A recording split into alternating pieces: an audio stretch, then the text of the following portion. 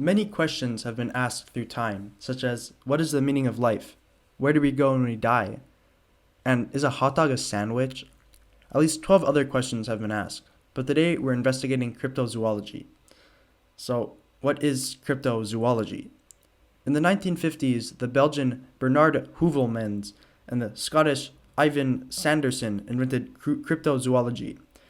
It probably went something like this. So I really like dinosaurs. Me too. Basically, cryptozoology is the science that aims to prove the existence of entities from folklore. For some reason, people call this a pseudoscience, but I wholeheartedly disagree. Of course, we have the well-known cryptids such as Bigfoot, the Loch Ness Monster, and the Yeti. But we're not here to look at the surface. We're diving right into the heart of Wikipedia and finding the stupidest cryptids. So, first we have the Mokele Mbembe. This cryptid was discovered in the Congo River Basin by Carl Hagenbeck. But this thing is basically just a dinosaur. Carl didn't even use his imagination. On the stupid meter, I would give this a 3 because dinosaurs are real, so I can't this one. Next we have the Loveland frog. This thing was discovered in Loveland, Ohio by a Loveland police officer named Ray Shockey. It's just a giant frog.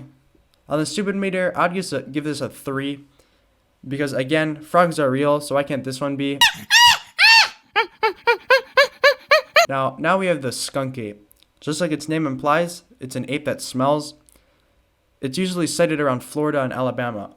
Now they even have a photo, so it must be true. Obviously, I'm giving this a 100% real on the stupid meter. So if we look at the averages of these 3 cryptids on the stupid meter, we get a most likely real out of 10.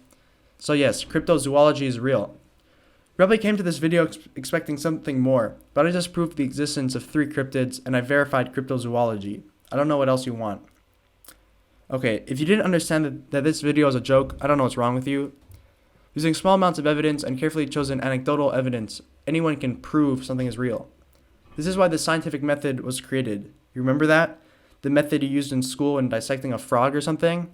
It's actually useful. Without the scientific method, we really wouldn't know what's true and what's not. Basically, I'm saying Bernard Heuvelmans and Ivan Sanderson are full of shit. But before we finish, we have to talk about one more cryptid. One so large, so scary, so impossibly repugnant. Your mom.